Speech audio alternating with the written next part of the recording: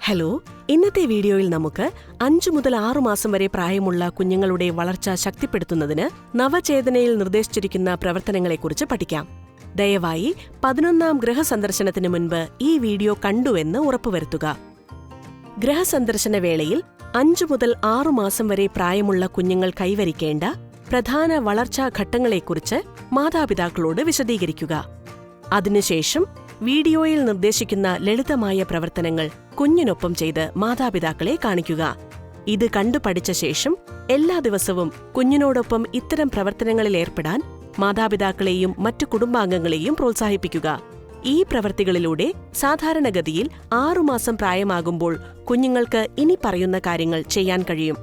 താങ്ങോടുകൂടി ഇരിക്കാനും തല ഉറപ്പിച്ചു നിർത്താനും സാധിക്കുന്നു. ശബ്ദം കേൾക്കുന്ന ദിശയിലേക്ക് തല തിരിക്കുന്നു. വസ്തുക്കളിൽ പിടിക്കാൻ ശ്രമിക്കുന്നു. ഉച്ചത്തിൽ ചിരിക്കുകയും ആ, ഈ, ഊ തുടങ്ങിയ ശബ്ദങ്ങൾ ഉണ്ടാക്കുകയും ചെയ്യുന്നു.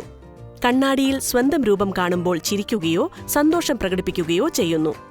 കുഞ്ഞിനോടൊപ്പം എല്ലാ ദിവസവും സ്നേഹത്തോടെ ഇത്തരം ലളിതമായ പ്രവർത്തനങ്ങളിൽ ഏർപ്പെടുന്നത് ഈ വളർച്ചാഘട്ടങ്ങൾ കൃത്യസമയത്ത് കൈവരിക്കാൻ അവരെ സഹായിക്കുന്നു.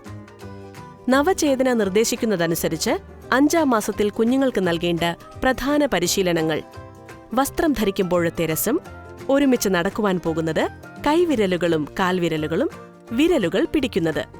6ാം മാസത്തിൽ കുഞ്ഞുങ്ങൾക്ക് നൽകേണ്ട പ്രധാന പരിശീലനങ്ങൾ: കുഞ്ഞുമായുള്ള മൃദുവായ വാക്കുകൾ, ഒരുമിച്ച് ഒരു പാട്ട് പാടുന്നു, കവിൾ ബലൂൺ, ഊഞ്ഞാലാടൽ സമയം. കാൽവിരലുകൾ ഇക്കിളിപ്പെടുത്തുന്ന ലളിതമായ കളിയിലൂടെ ഈ അച്ഛൻ തന്റെ കുഞ്ഞിന്റെ കാഴ്ചയും കേൾവിയും എങ്ങനെയാണ് ശക്തിപ്പെടുത്തുന്നതെന്ന് നമുക്ക് നോക്കാം. ടിക് ടിക് ടിക് ടിക് ടിക് ടിക് ടിക് ടിക് ടിക് ടിക് ടിക് ടിക് ടിക്.